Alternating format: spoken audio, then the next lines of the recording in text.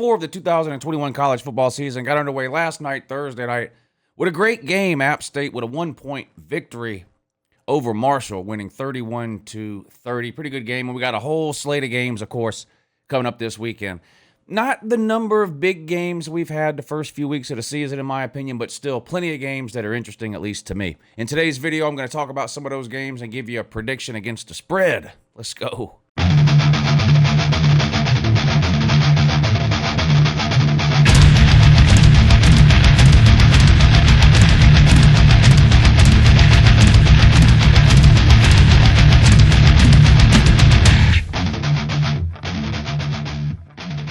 Hey, good morning. It's Uncle Lou here. Yeah, that's right. It's me, Uncle Lou.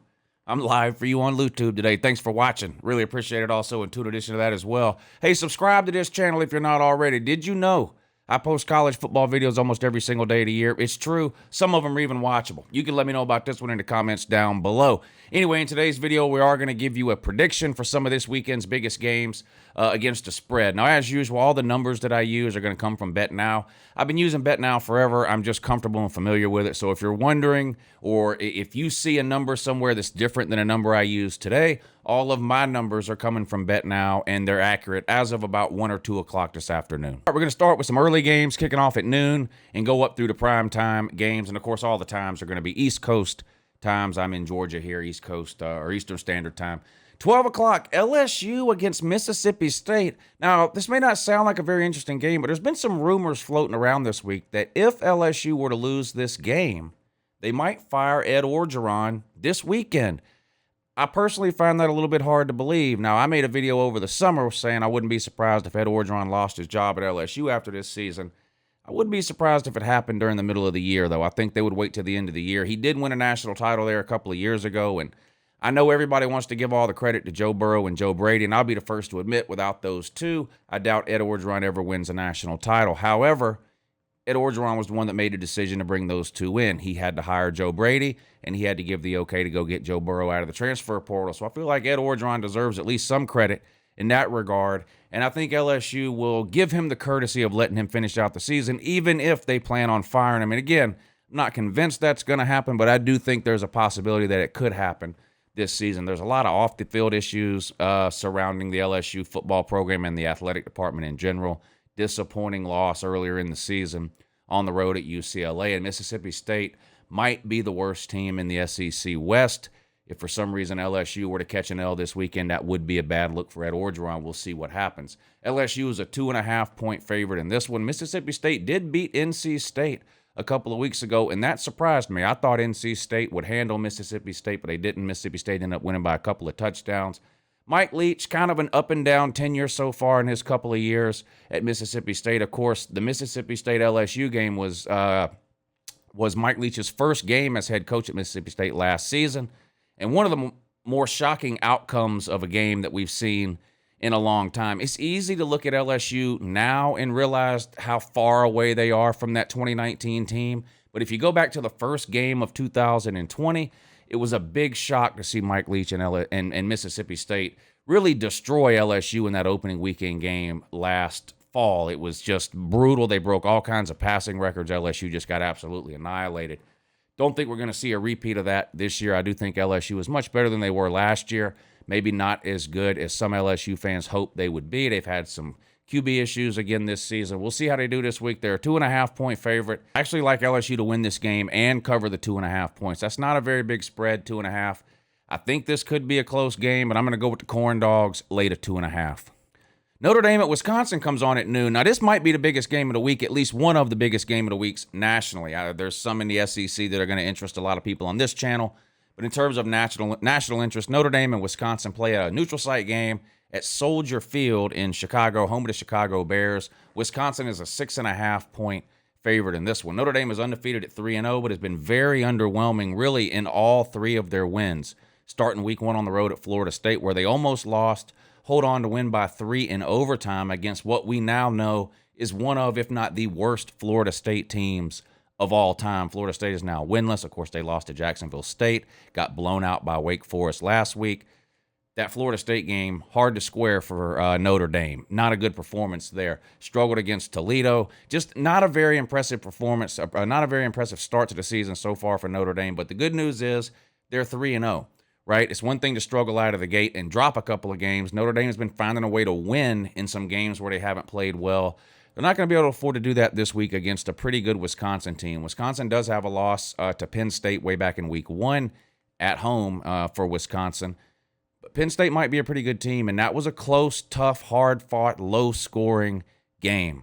I like Wisconsin to win this game. 6.5 is a lot of points to lay here. I think this is going to be a low-scoring game. I haven't been impressed with Notre Dame's offense, and Wisconsin plays pretty good defense. And there's not very many teams left who like winning games 20-17 or 17-13 or something like that. But Wisconsin is one of those teams. If you go back to the Penn State game, very similar score there. I'm going to roll the dice here and take Wisconsin and lay the 6.5. I don't like laying 6.5 in big games with Wisconsin because they just don't score a ton of points. But Notre Dame, to me, just has really looked that bad. Back in the offseason, I predicted Notre Dame to go 8-4. We'll see.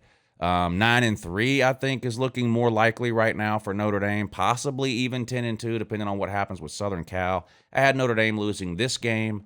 The Cincinnati game next week, the Southern Cal game, and the North Carolina game. North Carolina's already got a loss. Southern Cal's already got a loss. Maybe they're not quite as good as people thought they would be. So I think Notre Dame can still get to 9 or 10 wins. We'll see. If they win this game against Wisconsin, then I'll have to reassess what I think about Notre Dame. But Wisconsin, to me, has been the better team so far this year. It's a neutral site game in Chicago. I'm going to take the Badgers and lay to 6.5 points. All right, ESPN2 at 12 o'clock, Missouri on the road at Boston College, SEC versus ACC here.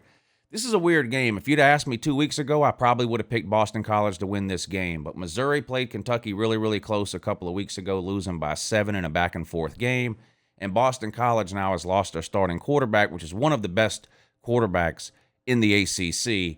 Hands down. This is going to be a pretty good game. Missouri's 2-1 with a loss to Kentucky. Boston College is 3-0, but their wins are against Colgate, UMass, and Temple. Not exactly a who's who of the top 25. This will be the toughest test for Boston College for sure. Missouri, on the other hand, already been tested in that game against Kentucky. If Boston College had their quarterback in this game, I would have no problem at all picking Boston College to win this game at home. The line has flipped around. Missouri is now a 1.5-point favorite in this game, so losing that quarterback for Boston College is a big deal. I am a little concerned about Missouri having to travel up to the Northeast and play in an unfamiliar environment. It's not a stadium they go to every year or even every other year, and you never know how a team's going to react in those situations. I'm going to go with Missouri here to get a road win. I think losing that quarterback for Boston College is too much for them to overcome, and Boston College just hasn't played anybody to a level of competition close to what Missouri is. Not that Missouri's a top 10 team, but again, Boston College has played Colgate, UMass, and Temple. Mizzou, a big step up. I'm going to take the SEC team on the road, lay the 1.5. Now, here's an interesting game. Texas Tech on the road at Texas. There's a handful of teams in the Big 12 right now that are undefeated, but I feel like I don't know anything at all about them because they've just played lower competitions and lower level opponents so far over the first 2 or 3 games, and Texas Tech is one of those teams. They're 3-0, they're undefeated, they're taking on a Texas team who got absolutely annihilated in front of all of America a couple of weeks ago at the hands of Arkansas. Texas, of course, 2-1. This one comes on 12 o'clock on ABC, and Texas is a 9-point home favorite. I probably won't have, I don't think I can bet this game one way or the other, again, because I feel like I just don't know enough about Texas Tech yet this early in the season because of who they've played. I know more about Texas after watching the Arkansas game, and I don't think Texas is as bad as they looked in the Arkansas game. I also don't think Texas is a 10 or 11 win team that's going to be competing for the Big 12 or a playoff spot. Hard to know which way to go in this game. Texas Tech 3-0, Texas 2-1. It's a home game for Texas. For that reason, I'm going to take the Longhorns and lay the 9 points. Okay, now here's the most interesting game of the week to me for some selfish reasons here. But you've got Texas A&M in a neutral site game against Arkansas. This one's played Dallas, Texas, Jerry World. Texas A&M is a 5.5-point favorite in this one. They're 3-0. Arkansas is 3-0. Arkansas, one of the surprise stories of the year this year. Really, this makes 2 years in a row Arkansas has been one of the surprise stories of the year. Arkansas won something like one SEC game in a 3-year period before hiring Sam Pittman. Sam Pittman comes in last year, the coronavirus season, to a 10-game SEC schedule that some people said was the hardest schedule in the history of football, and somehow managed to win 3 games. You say, well, that's 3-7. That's not very good. I agree. But again, they had won 1 SEC game total in the previous 2 or 3 seasons. Now this year, they're 3-0 with the big win over Texas, like we mentioned before. And if you've watched Arkansas play, it's not really a fluke. Arkansas does appear to be a pretty good football team. They play really well on both lines of scrimmage, particularly the offensive line, which I guess shouldn't be a surprise considering Sam Pittman is widely regarded as one of, if not the best offensive line coaches in all of football. They got a quarterback that's very exciting and can make plays with his arm and his feet, and they do an amazing job of running the ball. They've got some running backs that can really get the job done. Defensively, they are nasty up front, like I mentioned, and have played just well enough in the back seven to be 3-0. And let's look, you can look at their schedule you want and say, well, yeah, they beat Texas, but the other 2 teams. Arkansas was losing to these teams just 2 and 3 seasons ago. So I agree. Those other 2 wins may not be impressive opponents, but Arkansas was losing these games as recently as 2019. I think Arkansas is a pretty good team. Texas A&M, on the other hand, had a lot of hype coming into the preseason. They had to replace quarterback Kellen Mond. They chose Haynes King. He went down in the first series of the second game on the road against Colorado, and Texas A&M was lucky to get out of there with a win. They were trailing in that game 7-3 until late in the fourth quarter.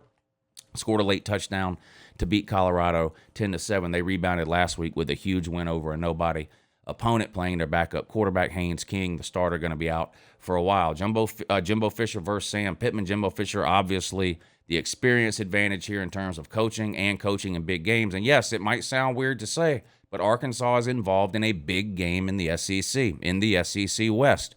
I think most people still consider Alabama to be the favorite in the West, but Ole Miss has looked really good. Texas A&M was a preseason top 10 team and is still in the top 10 in most polls. And Arkansas 3-0 with a big win over Texas. This is a huge test for Arkansas here, and this game's going to go a long way, I think, in determining the pecking order of the SEC West this year. If you look at this week's game, Texas A&M and Arkansas, and then next week you've got Alabama and Ole Miss.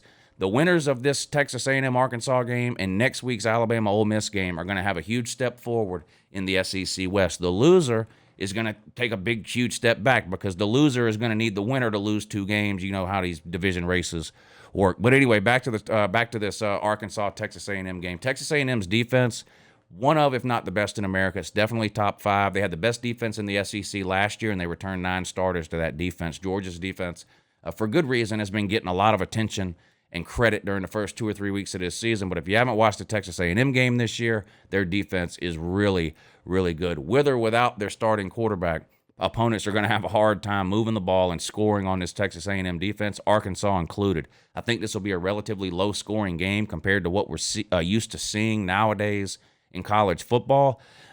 I'm going to admit a little bit of bias here. Georgia plays Arkansas next week.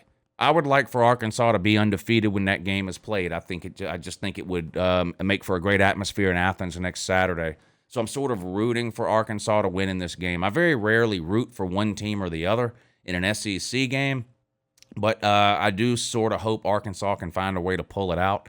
I guess for that reason, I'm going to take Arkansas and the points in this game. I would not be at all surprised to see Texas A&M win. Again, they're a 5.5-point favorite.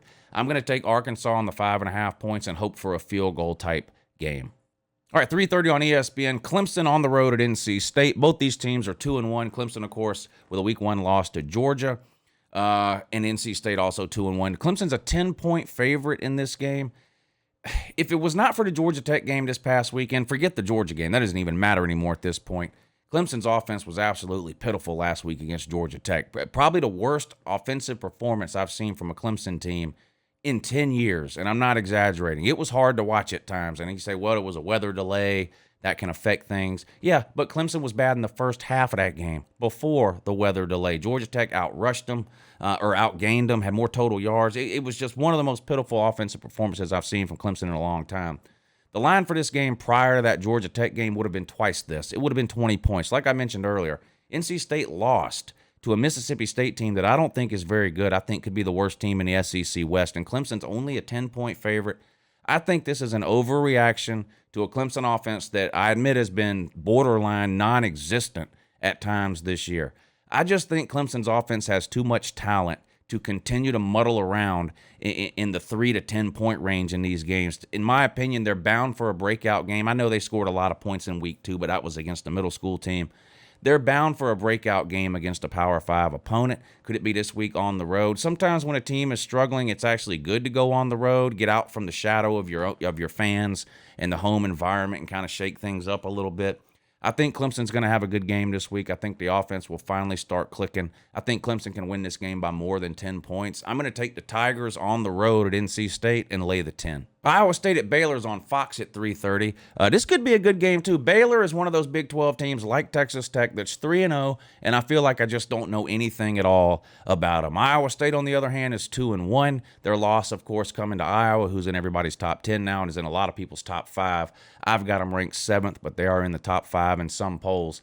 We know Iowa State's a pretty good team. We know about Matt Campbell. We know about all the talent they returned from last year's team. How can Iowa State handle those expectations and the pressure of being a preseason top 10 ranked team? Well, so far, in their only real test, they didn't handle it very well, and they lost to Iowa, and the game never really was in doubt. It really wasn't even a competitive game for the majority of the game. Baylor, on the other hand, like I said, 3-0. I can't tell you if Baylor's great, good, bad, terrible, somewhere in between. Honestly, it's hard to know right now when you look at who Baylor's played. Their best win is over Kansas, so that tells you pretty much everything you need to know. Iowa State's a 7-point favorite in this game. I feel Iowa State and Clemson, I feel sort of similar about them, and maybe you put Oklahoma in there too. I still feel like Iowa State, Clemson, and Oklahoma are really, really good teams that could push for conference titles and potential playoff spots down the road in November and December. I feel like they've sputtered a time or two here to start the season and been a little bit unimpressive compared to expectations.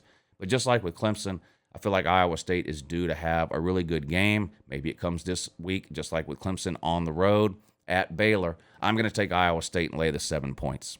Now, this game is interesting to me. Rutgers at Michigan on ABC at 3:30. Both these teams are 3-0, right? Rutgers' best win probably over Syracuse, so haven't played dominant competition. Michigan beat Washington, but Washington lost to Montana. I think Michigan beat them 31-10. It wasn't even close.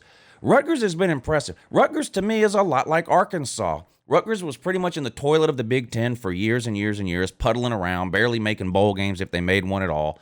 They bring Greg Schiano in, and he has basically turned them around overnight. They're a fun team to watch. It's not a fluke that Rutgers is 3-0. They were pretty good last year in Schiano's with Greg Schiano, and they're pretty good again this year. Michigan, I feel like people are still gun-shy on Michigan. I know I am. I was very high on Michigan for 3 or 4 years in a row, and every single year it was just the same thing over and over again with Michigan. Good defense, no quarterback, boring, slow, terrible offense. Jim Harbaugh couldn't beat his rival, Ohio State, couldn't win his division, the whole thing. And I kind of just washed my hands and walked away from Michigan. They're a pretty good team this year, and don't look now, but they have a pretty good quarterback. Now, we've seen this before where Michigan has started a quarterback that has looked good early in the season. But hell, last year, Joe Milton looked great in week 1. By week 3 or 4, he was on the bench. That's how bad he got. He was so bad he had to go to Tennessee. No one else wanted him. But Rutgers is a good team. They got to go to Michigan. Not an easy place to play. The big house, be 100,000 people there. But a 3-0 Rutgers on the road at a 3-0 Michigan, and I think this will be Michigan's toughest test of the year. I think Rutgers is better than Washington.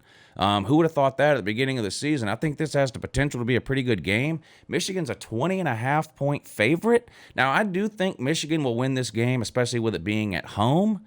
But don't underestimate Greg Schiano. I think he's going to come up with a pretty good game plan, try to keep this game close into the second half. I think he can do it. I think Michigan wins, but I'm going to take Rutgers in the 20.5 points. That just seems like too much. Louisville at FSU in the can they finally win one game. Looking for Florida State's first win of the season. They're 0-3.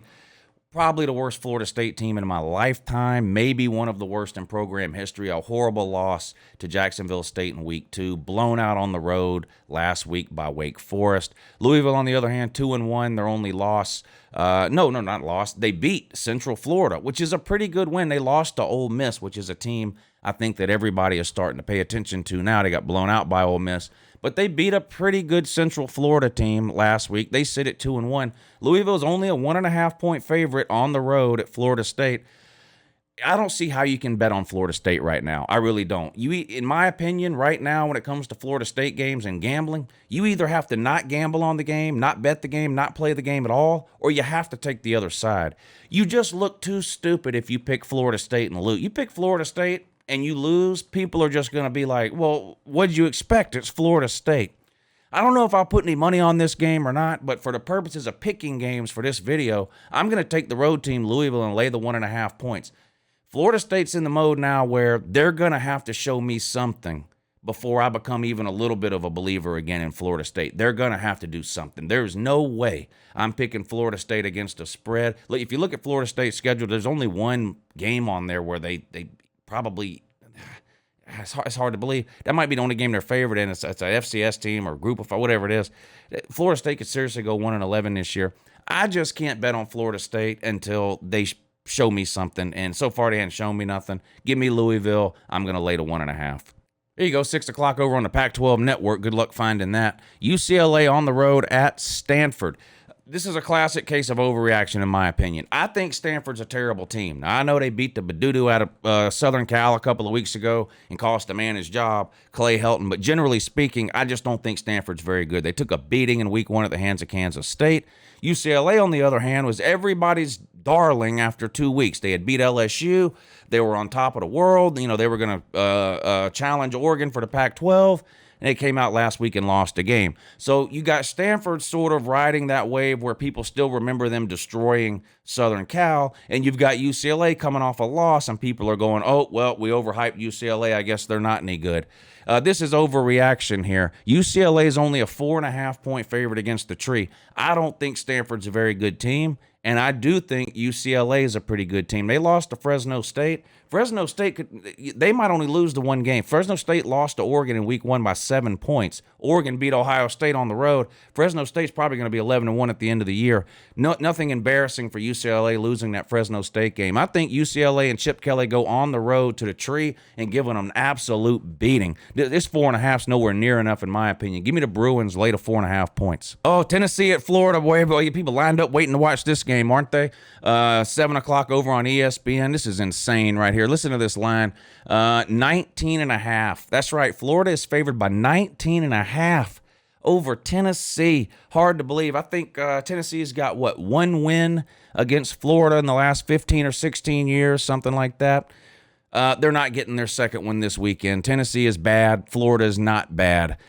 This will be a big win for Florida, too. We need to congratulate Florida if they do win this game. Did you know Florida is 2-4 in their last 6 games? 2-4 in their last 6 games, and their only 2 wins against bad group of 5 teams. That's right. Florida has lost not 1, but 4 games in a row to Power 5 teams going back to last season. They lost to a terrible LSU team, then lost to Bama, then lost to Oklahoma, and fast forward to this year, they've lost to Alabama again. So Florida toting a 4-game Power 5 loss streak, but playing Tennessee is the cure for whatever ails you. Florida's going to beat Tennessee. This game will not be close. Now, 19.5 points is a ton of points here. Both these teams are 2-1. Tennessee's only loss was to Pittsburgh, who turned around the following week and lost to, Western Michigan. Tennessee's not any good. Tennessee's got a list of issues a mile long.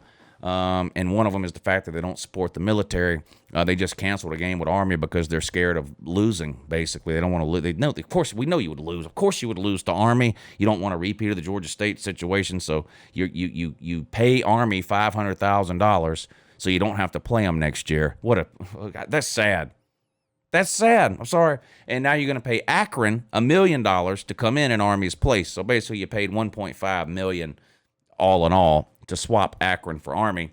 Akron, one of the worst group of 5 teams in America. They've won a total of 3 games in the last 3 seasons. Tennessee's an embarrassment and a joke. 19.5 does seem like a lot of points. Again, Tennessee, to me, is sort of like Florida State. I don't see how you bet on them at this point. I'm going to take Florida and lay the 19.5. My only concern with this, with playing Florida this week, sometimes Bama beats teams twice.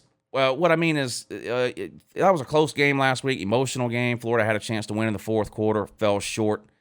Do they have a hangover this week? You see that sometimes. Now, I don't think there's any way possible Florida has enough of a hangover to lose the game. That's not what I'm saying or suggesting.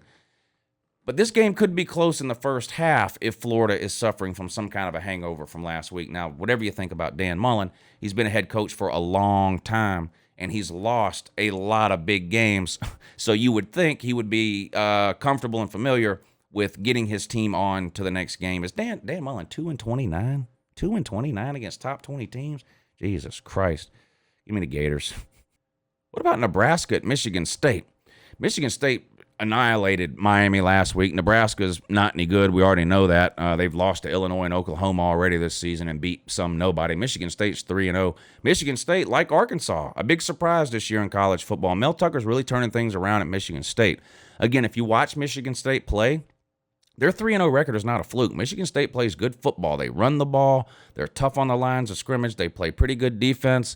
I definitely like Michigan State to win this game. They're a 5-point favorite. That's it? What? Stop it. Give me Sparty all day long, lay to 5. That's nowhere near enough. This is Nebraska we're talking about here. Kentucky at South Carolina. I think this game has the potential to be interesting. I think South Carolina couldn't pull the upset off here. Kentucky's a 5-point road favorite. South Carolina's a difficult place to play, especially at night. This one's 7 o'clock, ESPN2. Kentucky, of course, is 3-0. South Carolina's 2-1. Almost 1-2. South Carolina was lucky to escape with East Carolina. So I'm not pretending South Carolina's a great team, but that East Carolina game was on the road at East Carolina. The Georgia game last weekend where they got blown out on the road. So it's been a while since they played a home game. The fans there can make a difference. It is a rowdy environment. Regardless of what I think about the stadium and the area that it's in, the fans there can have make a difference and have an impact on the game. Kentucky, their worst game of the year last week against Chattanooga. They were lucky to win that game. They almost lost to Chattanooga. Can Kentucky throw the ball around on South Carolina like they've been able to throw it around on Missouri and some of the weaker competition that they've played? We'll find out. Can South Carolina throw the ball on Kentucky? South Carolina's got a pretty good running back in Kevin Harris, but really what impressed me the most last week about South Carolina when they played Georgia was their ability to take shots down the field. Now, they're going to have to protect the quarterback, whoever it happens to be, which I'm assuming it's going to be Doty this week for South Carolina. But if they can give Doty some time in the pocket, I think South Carolina can make enough plays down the field against the Kentucky defense to keep this thing close for a while. Wouldn't be surprised if Kentucky wins the game here, but I'm going to take the home team, South Carolina, and the 5 points. PTHD, Google that. PTHD, primetime home dog. Give me the shame, cock. West Virginia on the road at Oklahoma, 7:30. This is the ABC game of the week for no particular reason at all. West Virginia has not beat Oklahoma not one single time since joining the Big 12, and Uncle Lou doesn't think it's going to happen this year either. West Virginia's 2-1, a win over Virginia Tech, pretty good win. A loss to Maryland, hard to understand. OU, on the other hand, 3-0, but like Notre Dame, you got more people questioning Oklahoma than patting them on the back. Spencer Rattler has been up and down, shaky. The defense has looked better at times, but in portions, large portions in some cases, of every single game, the Oklahoma defense seems to revert back to 2017, 2018 OU defense where they just can't do basic things like get lined up or tackle. They have to avoid that this week at home against West Virginia. This will be a decent game. I do think this is the best team Oklahoma has played so far. Nebraska, of course, is terrible and just an abomination of a program at this point. West Virginia, not that. There's something above that. We'll see. They got to go on the road. West Virginia had the best defense, not just in the Big 12 last year, but statistically the best defense in America last year. They don't have that this year. They lost too much, but their offense is a little bit better than it was last year. I don't think West Virginia can win this game. However, unless Oklahoma plays their best game of the season, I do think West Virginia can keep this thing within 17 points, especially if they can force a couple of Spencer Rattler turnovers. I've not been that impressed with Spencer Rattler. I'm just going to be honest. He's definitely the worst of the last 3 or 4 quarterbacks Oklahoma has had. He's not Baker Mayfield. He's not Kyler Murray. He's not Jalen Hurts. He's something below that. I also think Oklahoma's offense is really hurting with lack of running backs. They don't have a very good running back situation at Oklahoma, whereas in the past, even with those great quarterbacks, they had some really good running backs. They don't have that right now. Oklahoma's defense is going to have to play well. Spencer Rattler's going to have to avoid turning the ball over. If they do that, I think they can cover the 17. However, I'm not convinced they can. I do think Oklahoma wins the game, but I'm going to take West Virginia in the 17 points. North Carolina at Georgia Tech. More overreaction here. North Carolina is only favored by 13.5 at Georgia Tech. What happened last week against Clemson does not mean that Georgia Tech has somehow become a good team overnight. That is not true, and that's not the case. Georgia Tech is not a good team, and they did not become good overnight. Jeff Collins, in my opinion, is still struggling to try to figure out what the hell he's doing. This game is being played at a neutral site for absolutely no reason at all. This game is being played half a mile from Georgia Tech Stadium at the Falcons Stadium, Mercedes-Benz. This makes no sense at all. It's not like there's a billion people lined up from here to East Jabib trying to get tickets to North Carolina to Georgia Tech. These neutral site situations are getting completely out of control. We're in week 3 of college football. How many neutral site games do we have? Georgia Tech and North Carolina, neutral site. Notre Dame and Wisconsin, neutral site. Arkansas and Texas A&M, neutral site. Why? College football. Play these games on college campuses. Except, of course, for Miami, who doesn't have their own stadium. They have to lease the Miami Dolphins stadium. But this is just ridiculous. Georgia Tech and North Carolina both have their own stadium. Wisconsin and Notre Dame both have their own stadium on campus. Arkansas's got 2 damn stadiums for no reason, and Texas A&M's got their own stadium. Why are we playing neutral site games in week 3? Why? Play college football on college campuses, please. And that goes for Georgia, Florida, Texas, Oklahoma, everybody else that wants to play these games. I think they're playing a game on the moon next year. They got games scheduled in Ireland for no reason. Why? How thirsty are the Irish people for college football? I'm seriously asking. Play these games on college campuses. But back to this game here. Georgia Tech is terrible. North Carolina, to me, looks like they found their stride over the last couple of weeks. I don't know what happened week 1 with North Carolina and Sam Howell against Virginia Tech. They looked absolutely horrible. That hadn't been the case the last couple of weeks. I think North Carolina is on a roll. I think it continues this week in a neutral site game against Georgia Tech. I think North Carolina wins big. Give me the Tar Heels, lay to 13.5 points. All right, there you go. That's my predictions for some of what I think are this weekend's biggest or most interesting or intriguing matchups, week 4 of the 2021 college football season. Again, all the numbers that I use come from betnow.eu. So if you're seeing a different number somewhere, numbers aren't the same everywhere you look. I've just been using betnow.eu forever. So out of habit, that's always where I'm going to go. Kind of like with recruiting, I always use 24/7 Sports just because that's what I've been doing forever. Same thing with betnow.eu. So that's where all these numbers came from. If you guys want to check them out for yourself, betnow.eu. Anyway, I appreciate all of you watching. Good luck if you're gambling on some of these games this weekend. And I'll see you at 9 a.m. tomorrow morning live for College Game Day. Watch with Lou. Have a good morning.